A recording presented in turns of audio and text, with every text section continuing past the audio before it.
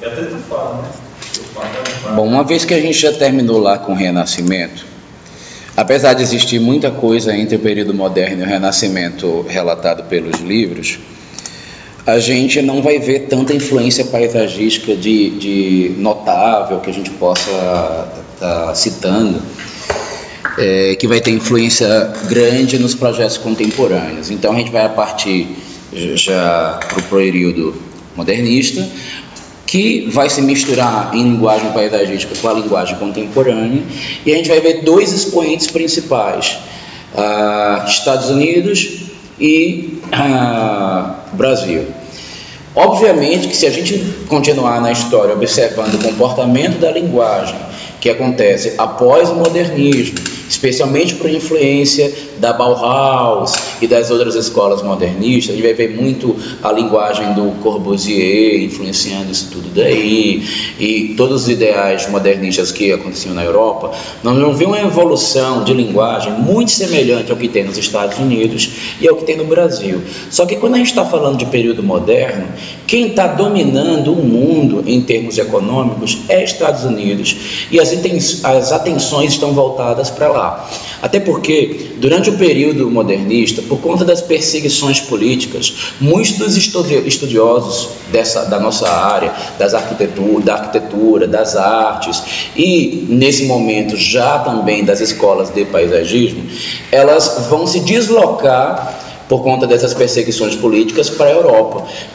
Muitos dos movimentos que aconteciam consideravam esses estudiosos ou como radicais ou como ameaça a seus ideais políticos. Então, eles buscando abrigo, justamente por conta dessas perseguições, eles acabavam, muitos deles, batendo nas escolas americanas. Gente, nesse período aí, é interessante a gente entender que na Europa já existiam as escolas tipicamente de paisagismo, na verdade, de arquitetura paisagística. Gente, olha, só para vocês terem uma noção bem clara e a gente diferenciar um pouco da nossa realidade dessa que eu estou contando, é importante vocês saberem que no Brasil não existe a escola de arquitetura paisagística como existe nos Estados Unidos, como existe na Europa. Aqui o único profissional que pode praticar arquitetura paisagística é o arquiteto. E o arquiteto, ele não tem uma formação profunda voltada para paisagismo, como acontece lá, que é um profissional que estuda somente arquitetura paisagística. A gente aqui precisa estudar o paisagismo como um complemento à nossa formação. Então, essa tradição de formação de escolas de arquitetos paisagistas que vai ter na Europa, ela é transmitida para os Estados Unidos, e lá que a gente vai ver o grande auge do paisagismo. Obviamente que no primeiro momento os movimentos mais fortes eles nascem bifurcando do conhecimento de arquitetura e dos arquitetos que vão trabalhar com esse conceito de integração. O primeiro nome que a gente vai citar, que vai se sensibilizar em relação da arquitetura e vai ligar isso à natureza, cuidando do local, da obra como algo específico e locado num determinado ponto e considerando todas as condicionantes do seu entorno para trabalhar, vai ser o Frank Lloyd, justamente por isso que eu vou citar um pouco o nome dele. Mas é interessante quando a gente falar de alguma coisa que relacione o Frank Lloyd ao paisagismo, já que ele não era paisagismo, não era o forte dele, é que tanto os livros quanto as menções aí a paisagismo, elas fazem uma confusão muito grande entre Frank Lloyd e o filho dele. Então a gente precisa separar muito bem quem era o Frank Lloyd. Frank Lloyd foi um dos maiores nomes e já foi considerado por várias entidades, citações, livros e publicações, o maior arquiteto de todos os tempos, mas a gente sabe muito bem que o Frank Lloyd, ele não foi arquiteto propriamente, né? Ele cursou a faculdade de engenharia, abandonou, como todas as grandes estrelas aí da arquitetura, né? Ele tinha um quê de autonomia. A verdade é que o cara se achava pra caramba também, né? Rolava um pouco disso, né? E ele é um dos primeiros caras que começaram a trabalhar com o que a gente chama hoje de arquitetura de interiores. Lá naquela época ele já era um cara adiante do seu tempo. Ele foi pioneiro num monte de coisa. Arquiteto naquela época, se ele fizesse interior, ele ele era condenado, crucificado, morto e sepultado, né? Era uma situação quase de Jesus, você está nessa condição de arquiteto interior. Só que o Frank Lloyd, ele já projetava as casas, vislumbrando seus interiores, como é que seriam os vitrais, por exemplo, as grades, as mesas, até os lenços, os talheres, era uma coisa que ele se envolvia. Isso é uma coisa muito incomum naquele período. E ele também tinha uma preocupação muito grande na implantação e pensava como seria o entorno, só que nessa época ele ainda não lidava com isso como chamando de paisagismo. Talvez até por esse motivo que o filho dele, muito interessado em botânica, Frank Lloyd Jr., ele começou a desenvolver atividade e foi estudar arquitetura paisagística. Então isso fez com que o trabalho deles dois tivesse um elo bem interessante. O Frank Lloyd, ele não só aproveitava o local, como ele fazia essa vegetação, esse paisagismo um pouco mais fácil de lidar. Então ele pegava coisa meio árida para trabalhar também nessa região, quando ele não aproveitava a vegetação específica. Uma coisa interessante que a gente vai ver é que justamente por ele gostar de trabalhar com essa integração com a natureza, ele praticava muito esse aproveitamento dos recursos naturais. Então a gente vai ver que ele aproveitava muito a pedra, ele aproveitava muito a locação em cima de elementos naturais, justamente por ter esse conceito de integração da casa orgânica, né? Que era o conceito que era próprio dele, e o Smithsonian House Style, que era na verdade uma sigla que significava casa típica dos americanos, tá? Esse Smithsonian quer dizer US, ou seja, americano, US, United States, Smithsonian, é como se fosse um estadunidense, na verdade, a tradução, se a gente tentar fazer quase ao pé da letra, já que não existe. Ele foi muito famoso, primeiro porque ele foi um grande escritor, grande palestrante, um arquiteto de repercussão internacional. Ele ganhou os títulos dele de doutor em arquitetura honoris causa, na verdade sem ter a formação propriamente em arquitetura, né, dado a amplitude do trabalho dele. Gente, para aquela época, um arquiteto de repercussão que tivesse obras grandes e reconhecidas, a produção que ele tinha era de uma grande quantidade. Ele foi o autor de mais de 1000 e nos livros fala como se fosse um grande feito, porque hoje em dia isso já não é grandes coisas, né? Ele foi autor de mais de 1000 projetos e desses 1500 obras construídas. Para aquela época era muito, hoje em dia já não é uma grande referência, porque o arquiteto contemporâneo ele tem que fazer muitas obras. Eu, por exemplo, se eu não fizer 20 projetos por ano, eu não consigo sobreviver. Meu escritório fecha. Por exemplo, ano passado, que a gente enfrentou a crise, eu não consegui produzir esses 20. Então vocês viam eu reclamando, não sei se estavam comigo quando eu estava passando. No passado não, né? Não ficaram comigo. Então eu estava assoberbado, não foi quando eu estava com vocês, cheio de serviço. Chegava aqui sem conseguir dormir, estava mal, né, naquela época. Ano passado, minha situação foi o contrário. Eu produzia muito pouco, né? Mas eu tive, inclusive, uma época de produção muito grande de paisagismo quando eu estava com vocês, inclusive um pouquinho antes, quando eu estava lá em projeto com vocês. E o que acontece? O Frank Lloyd também ele vira uma grande referência para a gente, não só porque pelos feitos dele. O Frank Lloyd ele é uma referência como ser humano, né? Ele foi um cara que ele fazia de tudo para se dar bem. Então, o cara, ele desde a roubar os projetos do próprio chefe dele, né? Primeiro escritório que ele foi trabalhar, ele já tacou os projetos. E a mídia, eu não sei se a mídia fazia muito sensacionalismo com isto, mas ele tinha seu nome envolvido em várias histórias cabeludas. A vida pessoal dele era muito conturbada, então ele tinha envolvimentos amorosos. Aqui, que eu vou evitar, porque como os vídeos passados eu falava muito desse detalhe, eu vou evitar falar desses detalhes cabeludos da vida pessoal dele, porque na verdade não são coisas confirmadas nem biografadas, né, para confirmar, mas aparecem na mídia muitas histórias dele envolvido com jogatinas aí, tanto pessoais quanto profissionais, e isso fazia com que ele fosse uma pessoa muito repercutida na imprensa. Então ele realmente era uma figura bastante comentada nos Estados Unidos. Até hoje ele é uma referência para nós, não somente a arquitetura. Mas o que é mais interessante para a gente, quando a gente observa o trabalho dele, e na sequência a gente vai observar o trabalho do filho dele, o filho dele começa a fazer também trabalhos no entorno das suas obras. Então, essa casa aí, por exemplo, a gente vai perceber um traçado muito diferente do que a gente vinha até então. No período contemporâneo, gente, os traços, quando a gente começa a falar especialmente nos americanos, eles começam muito ortogonalizados. E a história de você trabalhar com desníveis para poder valorizar e criar o caráter simbólico das construções e também das definições paisagísticas, introduz na linguagem do paisagismo muito a escadaria. Além da escadaria, a gente vai perceber que os elementos construídos em paisagismo, como pedras, fontes, calçadas, ficam muito presentes. As muretas e as jardineiras também elevadas, elas vão ser outra característica que a gente vai ver comparecendo bastante no paisagismo contemporâneo, em especial o americano. Como a gente está sofrendo influência direta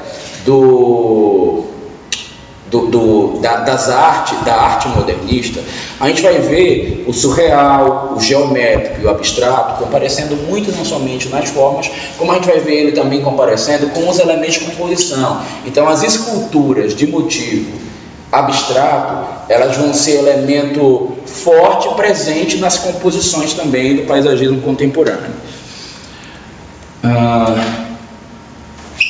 Nesse período vocês vão perceber que a gente quase não vai ver a presença de topiarias, mas no jardim americano especificamente, até por a gente estar num período onde a questão do sanitarismo está muito forte, a gente vai ver a preocupação com a água. Os espelhos d'água, eles vão ser recorrentes nessa linguagem, nesse período. Só que vai haver uma preocupação muito grande com a água estar em movimento. A gente vai ver mais nos trabalhos já dos outros arquitetos que a gente vai citar como exemplo posteriormente.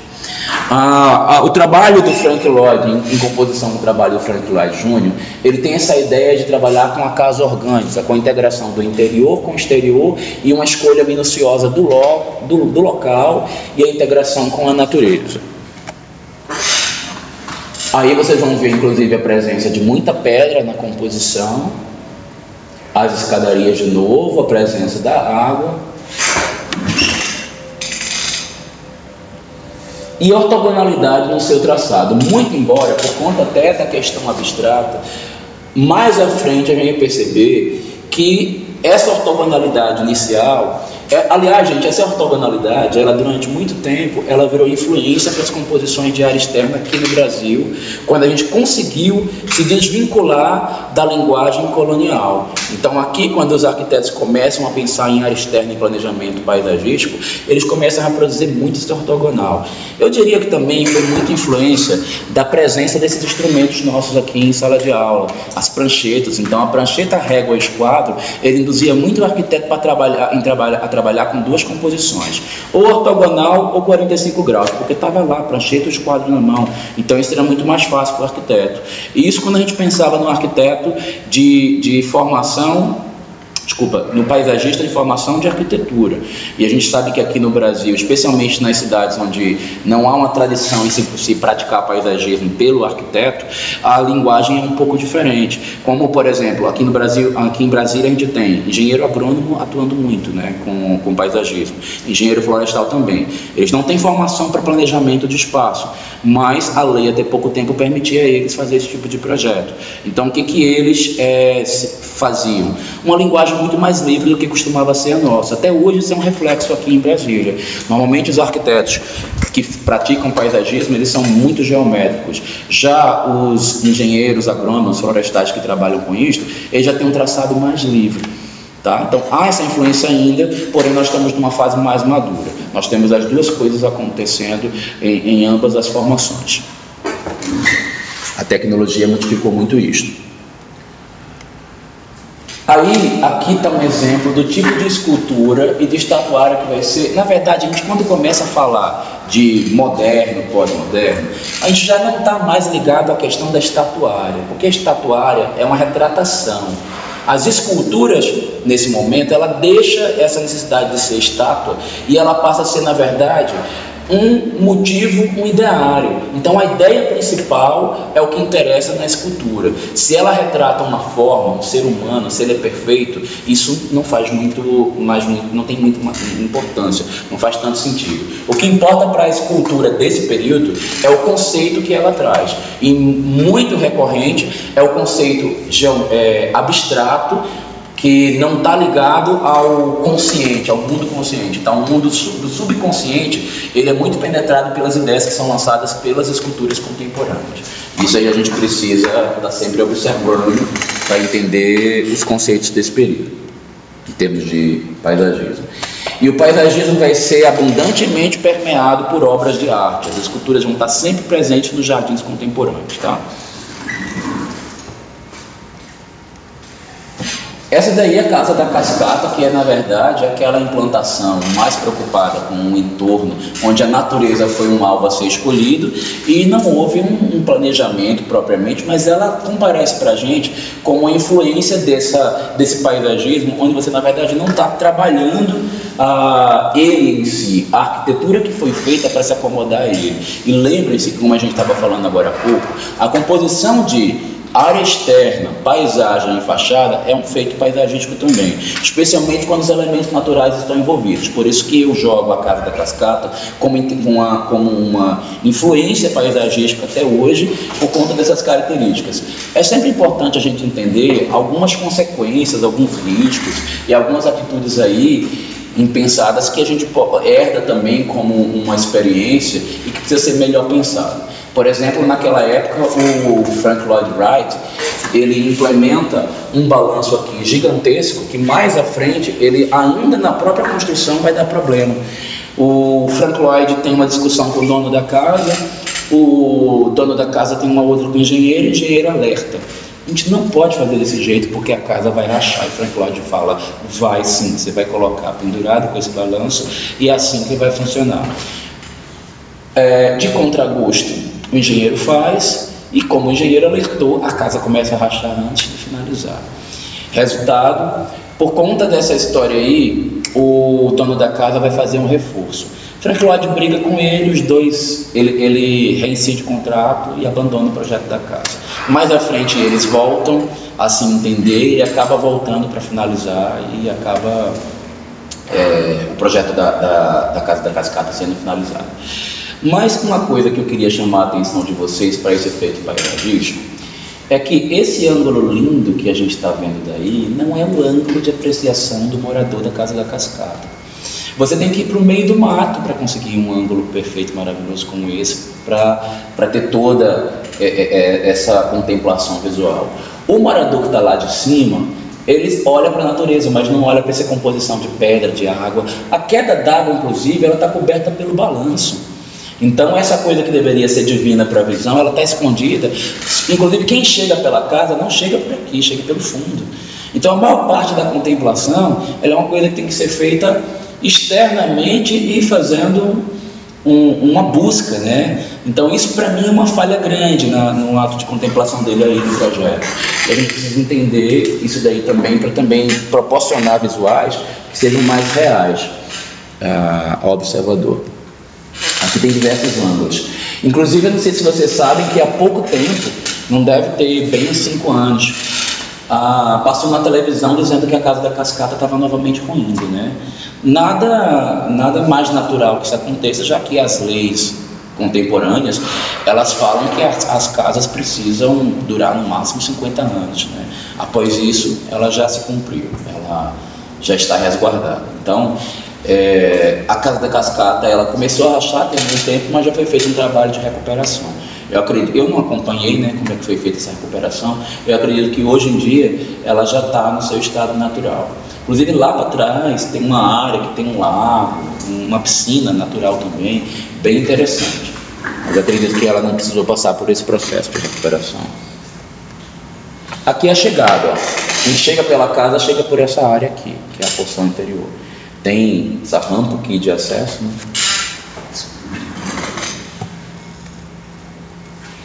E aqui já é a visão da casa em outras estações do ano, né? Porque a vegetação nativa lá, ela muda a coloração, inclusive ela é caducifólia. Chega um momento em que você não tem esse verde todo, nem essa, falando verde, mas não tem esse amarelo, essa coloração variada do outono também de lá.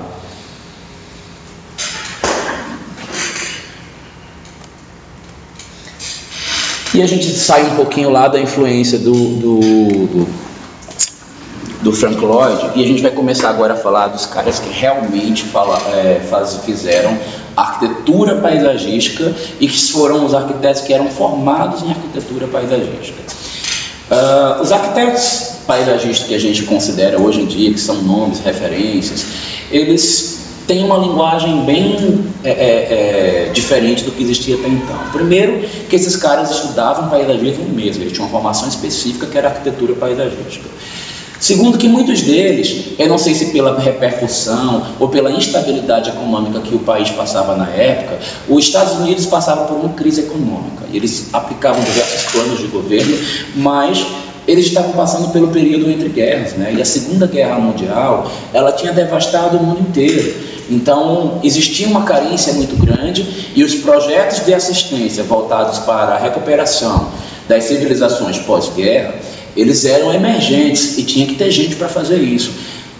Nessa situação, os arquitetos paisagistas se privilegiaram muito dessa condição e ganharam uma grande fatia desses projetos. Um dos precursores da arquitetura paisagística e da linguagem moderna implantada em jardins modernos, em concordância com a arquitetura moderna, foi o Thomas Church. Thomas Church, ele foi professor na universidade, professor de arquitetura paisagística, e foi o cara que influenciou a maioria desses caras que a gente vai estudar agora. Então, eles gostavam muito, como os projetos eram muito grandes, era muito difícil que cada um desses profissionais conseguissem executar todos sozinho. Então, os grandes arquitetos paisagistas se juntavam com outros grandes também para elaborar especialmente projetos do governo. Muito embora as demandas deles também para projetos residenciais passaram com o tempo, ao passo que eles se tornaram figuras de renome, a serem também solicitados em grande escala. Então a gente vai ver também outra coisa. Esses arquitetos normalmente eram grandes estudiosos. Eles se formavam, tinham sua formação específica e normalmente se tornavam mestres e professores das grandes universidades. E por consequência escreviam grandes livros. O Garrett Eckball, que é o nome que a gente está vendo aqui, ele vai estudar, vamos ver o que ele vai fazer. Ele vai estudar design em Harvard. Depois ele abre o escritório, faz parceria com Dan Keeling e James Rose, são nomes que a gente vai ver posteriormente. Esses caras, inclusive, eles ficavam mais famosos por constituírem escritórios juntos do que pelo nome em si. E aí o nome desses grupos ficava muito conhecido. Numa outra momento, ele abre sociedade com o Edward E. Williams e Robert Hostel, que também são influências de lá da própria universidade onde ele estuda. E ele foi um ex-funcionário do Thomas Church, normal. Thomas Church foi professor dele, então virou uma grande influência. Depois ele se torna presidente do Departamento de Arquitetura Paisagística de Berkeley e acaba tendo acesso a grandes projetos, tanto de ordem pública quanto de ordem particular. Escreveu o livro Paisagem para a Vida, né, que na verdade o nome dele não é esse, Landscape for Living, que é o título original em inglês. E aí ele acaba sendo convidado para muitos projetos para fins habitacionais. Então, por conta após o boom imobiliário do pós-guerra, ele começa a projetar campos, shoppings, vários centros comerciais e começa a fazer os planos de reestruturação de várias cidades que estavam em situação emergencial. Uma coisa que a gente vai perceber é que esses caras aqui, gente, eles estavam vivendo um momento de projeto onde a arte moderna e a arquitetura moderna estavam no auge. Então, a arte abstracionista, o neoplasticismo, eles vão influenciar fortemente o trabalho desses caras aqui. Então, todos os autores da arte abstrata, da arte surreal, vão dar tema para que eles trabalhem, inclusive, com paisagismo. Então, nesse sentido, o paisagismo vai ficar muito mais livre. A presença de água vai ser constante. Nesse caso aqui, inclusive, projetos do Eckball, eles vão ter muita água em movimento. A gente começa a ver as passarelas, as corredeiras d'água comparecendo nos projetos. As formas começam a ter nuances muito mais abstratas, em alguns momentos, abandonando aquele traço que inicialmente é ortogonal, mas que não deixa de ser uma linguagem do paisagismo contemporâneo americano, entrando num viés muito mais abstrato, orgânico, por influência dessas obras dos artistas plasticistas e surreais, como as obras do Kandinsky, nossa, não sei falar o nome dele, dos Laszlo, o Kazimir Malevich e vários outros grandes artistas. Ele vai ser um cara que vai ser muito influenciado pelo Walter Gropius, até porque ele vai ter feito estudos influenciados pelas escolas de belas artes.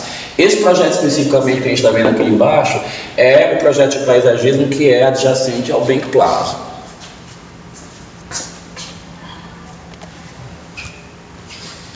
A gente vê aqui um ângulo já com a penetração de uma escultura, né, normalmente abstrata, como eu já estava falando. A água aqui, nesse momento, a gente já tem tecnologia avançada para fazer bombeamento. Então, os esguichos d'água vão comparecer já como linguagem característica.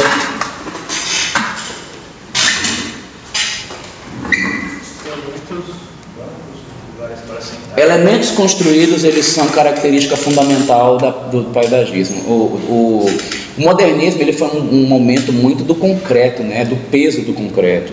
E isso vai aparecer com certeza na arquitetura paisagística, uma vez que a arquitetura paisagística desse período tem um elemento construído como um elemento marcante da sua linguagem.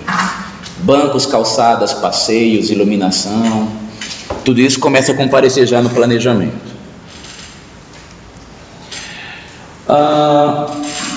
Duas obras assim importantes. O Garrett Eckball, junto com todos os outros que estão aí, ele tem essa ideia também, aí já por influência daquele ideal lá que vinha do Frank Lloyd, da integração interior com exterior. Então, o que a gente entende hoje em dia como jardim de inverno, se é que a gente pode dizer que houve uma influência principal que deu origem a ele, a gente vai herdar dos ideais que os arquitetos paisagistas do período moderno levantam como o precursor do jardim interno ou do jardim de dentro da residência. Tinha um nome específico para isso que agora me falhou a memória. Deixa eu ver se eu anotei em algum lugar aqui qual era o nome específico que ele dava para esse jardim que ele queria chamar de interna residência. Não guardei. Mas a busca por esse conceito daí é que originou o jardim que hoje em dia a gente usa dentro de casa, que seria o jardim de inverno. Mas era um conceito muito mais amplo, tá? Ele na verdade queria que a casa tivesse seu próprio jardim, não era esse conceito reducionista que hoje a gente pega um espaço apertadinho que sobrou no planejamento da casa e chega lá e está com a plantinha, não. O conceito era muito mais ampliado. Uma coisa bem interessante que eu vi na internet um tempo desse atrás é que essa área comercial aí, que é um projeto também do Eric Eckball, lá nos Estados Unidos, é uma área que hoje o governo tem um projeto para destruir tudo isso daqui. Aí estavam fazendo um abaixo-assinado na internet para evitar que essa área aqui, que é uma área de passagem de pedestres, fosse transformada numa passagem de veículos para preservar o projeto do Garrett Eckball. Mas eu não vi a continuidade, mas até onde eu acompanhei, eles não estavam conseguindo muito não. O governo pretendia realmente transformar isso em passagem de veículos e destruir todo esse projeto.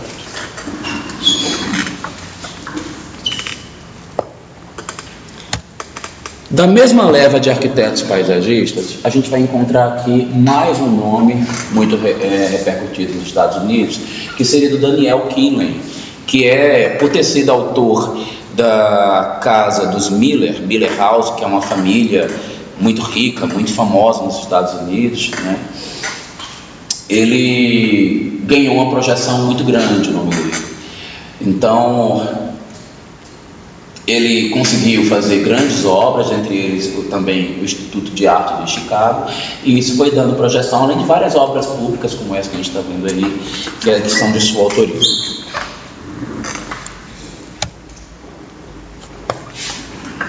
Espera aqui um pouquinho, gente, que agora particularmente me deu um branco aqui no Dan Kinley. Deixa eu dar uma olhada aqui na minha anotação.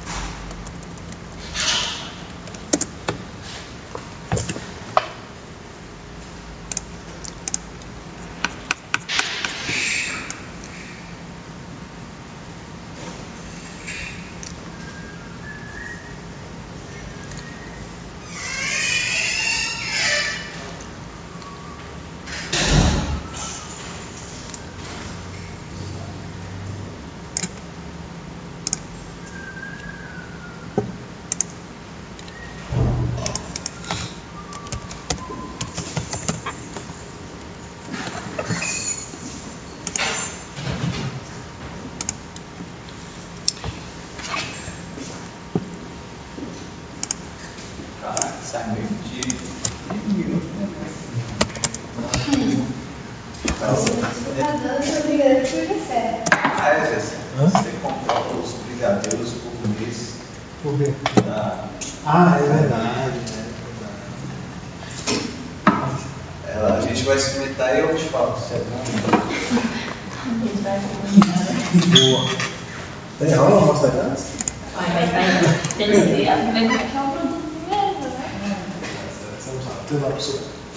Falou.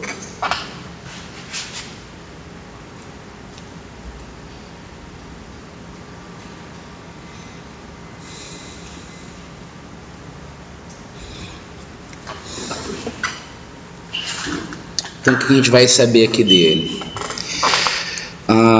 Ele fez uma interrupção nos seus estudos, né? Apesar de ele fazer depois uma conclusão para se especializar. Consta que ele estudou arquitetura paisagística, mas ele interrompeu bem próximo do fim dos seus estudos para começar a trabalhar. Ele chegou a fazer parceria com o Louis Kahn, que é um outro grande nome da arquitetura. Conseguiu desenvolver grandes projetos como a Academia de Forças de Colorado, a Academia da Força Aérea do Colorado. E ele foi um cara muito envolvido com o movimento pós-guerra. Na verdade, isso aí não foi bem uma característica só dele, né? Era o período que proporcionava isso aos profissionais que eram dessa área, né? Então ele trabalhava muito com bosques, com água em movimento, caminhos. Pomar a gente vai ver pouco, mas aqui aparece nos livros citando que ele tinha essa característica de trabalhar com pomar. Mas ele trabalhava muito com a geometria, então isso era o partido inicial do trabalho dele, né? Como tudo que a gente vai ver agora também, uma integração forte entre homem, residência e natureza, quando se tratava de projeto residencial. E é isso, a gente não tem muita coisa aqui falando dele não. Outra coisa, não somente o Dan Killen, como todos os outros arquitetos que a gente está citando, a maioria deles escreveu muito livro, né? Eles eram também grandes teóricos, tá? Então a gente vai ver aqui, esse memorial que ele vai trabalhar. Opa, deu pau aqui.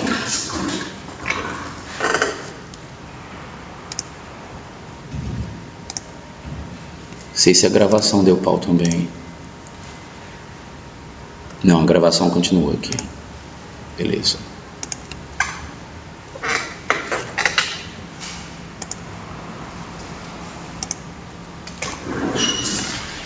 E nós vamos ver, gente, que a ortogonalidade dos projetos americanos é uma característica super marcante. Aqui de novo a gente vai ver a questão da água em movimento. Por enquanto não está aparecendo as esculturas, mas a gente vai ver daqui a pouco uma estilização das esculturas, como que a gente vai ver no projeto da casa dos Miller House, né? Então aqui, por exemplo, a gente vê uma obra do Henry Moore. Henry Moore guarda o nome porque ele é um dos caras que vocês vão fazer pesquisa sobre ele mais à frente, tá? Então essa aqui já é uma escultura onde o formato humano já não era de tanta importância. Então essas deformações, elas tinham outros sentidos, outras leituras que eram muito diferentes do que a gente encontrava no desenho clássico, né? Tanto do resgate do Renascimento quanto da escultura que a gente vai ver lá na Antiguidade Clássica.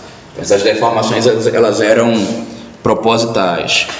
Nesse momento também, gente, como os ideais da arte abstrata, da arte conceitual já começam a ser influência, muitas das disposições que acontecem com os elementos centrais, o elemento principal ao fundo, o enfileiramento, por exemplo, dessa alameda, eles têm caráter muito simbólico. Então o modernismo, e junto com isso a arquitetura paisagística do momento modernista, ele vai ter o elemento simbólico de maneira muito marcada no seu traçado. Então muitas coisas não têm aquela integração tão funcional, mas ela simboliza alguma coisa de maneira marcante, vai comparecer.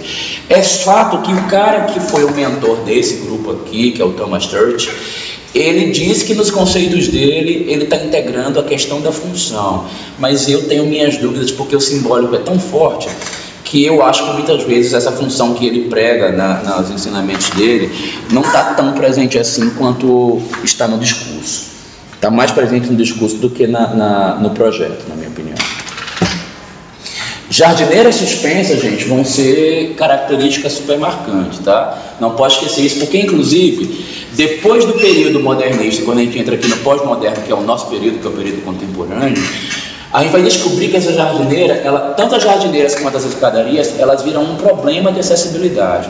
A jardineira impede que você ultrapasse de uma área para outra, e ela vira um fator dificultante, um fator de dificuldade na locomoção. As escadarias vão impedir justamente a acessibilidade das pessoas que têm dificuldade de locomoção. Então a gente precisa estar atento para esses detalhes também.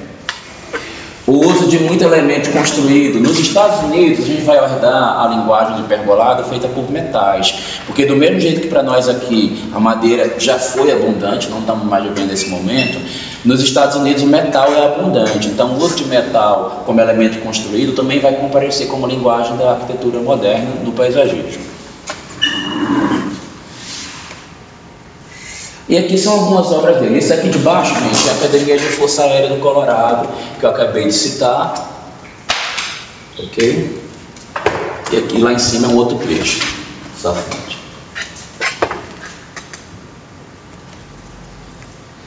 James Rose. Ele vai ser também um arquiteto paisagista que estudou arquitetura na Universidade de Cornell. Depois ele foi fazer arquitetura paisagística em Harvard, onde foi expulso. Engraçado que esses grandes nomes desse período, eles são muito estrelas.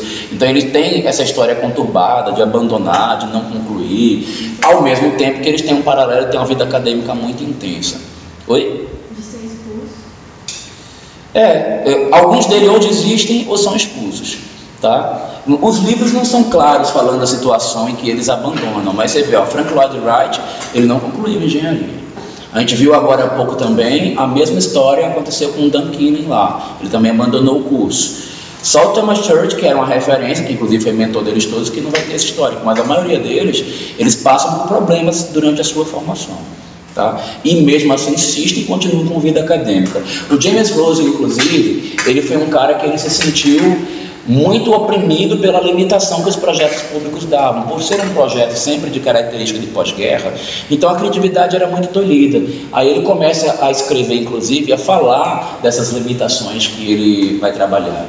Ele, inclusive, vai fazer um trabalho intenso de resgate dos bosques, do passeio do homem, cultuando simbolicamente esse bosque onde é feita a implantação, justamente por ele ter esse saudosismo que está trabalhando com a residência quando ele se envolve com os projetos de área pública. O James Rose, inclusive, ele não se limita a trabalhar nos Estados Unidos, ele amplia um pouco mais o seu trabalho. Se eu não me engano, um dos parques que tem na China, assim, de renome, ele tem um trabalho lá também, mas eu não tenho esse dado assim confirmado. Mas eu tenho quase certeza que é dele também o projeto. A gente vai ver como característica marcante também do James Rose, ele começa a trabalhar muito com as pontes de madeira, então ele faz muito elemento construído, integrando a paisagem, aproveitando o contorno das árvores sem destruir esse caminho, e trabalha bastante com madeira. E normalmente ele vai criar situações onde a visão de dentro de casa vai estar integrada com a área externa, como a gente vê, por exemplo, nesse projeto aqui dessa sala. Outra coisa que a gente vai ver, os motivos da arte abstrata começam a comparecer nas paredes onde a gente vai ver o trabalho deles. Eu estou por um acaso exemplificando aqui na obra do James Rose, mas isso vai acontecer também ao longo de todo o paisagismo moderno e contemporâneo. Tá? Isso é uma linguagem nossa até hoje. Esse é um trabalho dele, ele vai começar a trabalhar com os desníveis também, que ele já conversou sobre isso. Eu particularmente não acho isso um excelente exemplo de trabalho. que sejam referência para vocês, mas naquela época fazer esses desníveis com essa altura daí tinha importância simbólica e era um diferencial projetual. Talvez seja um exemplo muito mais interessante para a gente observar no trabalho dele as coisas mais orgânicas. Bom, tá aqui o cara que eu até na próxima vez que eu der essa disciplina vou inverter, porque o Thomas Church, ele foi a referência para todos eles. Ele tinha os 4 princípios fundamentais do planejamento da área paisagística, que é a unidade. Para mim, todos eles, na verdade, querem dizer uma coisa só, porque ele considera o projeto como um todo. Quando ele fala de unidade, ele acha que deve existir um fluxo livre entre a casa e o jardim, então não deve haver uma limitação para você entender que está numa área e na outra. É isso que ele chama de unidade. Função, porque ele diz que a relação da área de lazer e a social, eles deveriam fazer uma referência ao interior e ao externo, então para mim dá no mesmo. Só que ele diz que ele considera as necessidades dessa agregação familiar. Então ele pega tudo que é necessidade do uso e o que vai servir para as pessoas viverem naquele espaço e cria como elemento construído para complementar a necessidade do ser humano. Isso para mim vai bater na mesma questão que ele já estava falando antes da unidade. Simplicidade. Então ele vai tirar os excessos da linguagem, como a gente pode ver aqui mesmo. Não tem muitos elementos, né? Então ele está buscando uma coisa quase que minimalista no trabalho dele, mas ao mesmo tempo integrado. E ele trata da escala porque ele pega e faz o seguinte: as peças de design, elas não têm escala paisagística, elas são elementos que estão perdidas dentro do interior da edificação. Ele amplia essas escalas para fazer com que esse conceito consiga ser entendido em termos artísticos também, né? E aí o que ele faz? A própria obra de paisagismo também vira um elemento artístico nesse momento, quando ele tenta fazer a integração. Para mim, tudo isso tem a ver com uma coisa só: integração do todo com as duas partes, que é o edifício e a área externa, e a linguagem entre os dois fazendo a integração. Então, todos os conceitos aí giram em torno de uma coisa só. Eu chamaria tudo que ele chama aí só de unidade e integração, tá? Até porque eu não vejo essa coisa tão função nos elementos que ele propõe nos projetos. Agora, com certeza, o aproveitamento da localização natural, por exemplo, aqui ele fez um piso que ele poderia muito bem ou interromper as árvores ou cortar, mas ele integrou e furou o piso para que a árvore pudesse passar pelo tablado de madeira, na região que tem o tablado. A piscina, ele poderia ter feito artificial, porque naquele período então era muito mais fácil você fazer construções ortogonais, mas ele preferiu ter um trato mais orgânico, talvez até para resgatar o ideal de natureza. E até os próprios caminhos e passeios ele vai trabalhar dessa maneira aqui. Só que lembrando que aqui, gente, o Thomas Church, ele já está no período onde ele cai de cabeça na linguagem modernista. Thomas Church, quando começa a fazer os seus primeiros traçados, vocês vão ver inclusive aqui, ó, que já é um traço ortogonal e reto, mas não dá para negar que ele tem um conceito de simetria que ele transporta. Aqui, quando ele faz o Harvard College, a Universidade de Harvard, ele traz muita simetria e resgata esse ideal também que vem lá da linguagem clássica. Mas, ao mesmo tempo, ele traz o traço moderno, ortogonal, introduz os platôs e os desníveis, trabalha com as escadarias, que para o nosso momento atual não seria o ideal, né? Muito provavelmente nessas mesmas universidades hoje em dia, várias adaptações com o acréscimo de rampas e acessos e passagens acessíveis devem ter sido introduzido. As jardineiras talvez não sejam um agravante da acessibilidade, mas hoje em dia, nos projetos contemporâneos aqui no Brasil, nós paisagistas evitamos trabalhar com jardineiras. Gera custo, gera manutenção, você precisa cuidar da jardineira e vira um obstáculo no passeio, na passagem. Você não consegue passar de um lado para o outro porque ela está lá e fica. Ela dá muito mais trabalho do que solução, a jardineira.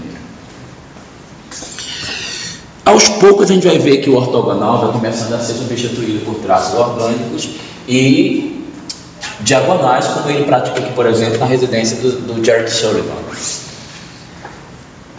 Mas ele também retorna ao orgânico justamente por esse conceito dele de integração da natureza como ele faz aí nessa piscina orgânica, que tem a intenção de imitar um lago natural, né?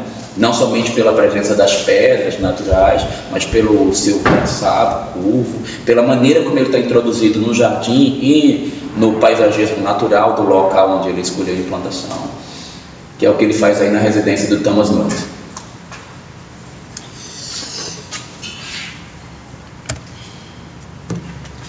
E a gente encerra um pouco aí as influências de paisagismo contemporâneo nos Estados Unidos, para começar a falar de paisagismo no Brasil. Eu vou interromper para poder ficar organizado o conteúdo, tá? E a gente retoma com a aula de paisagismo contemporâneo brasileiro.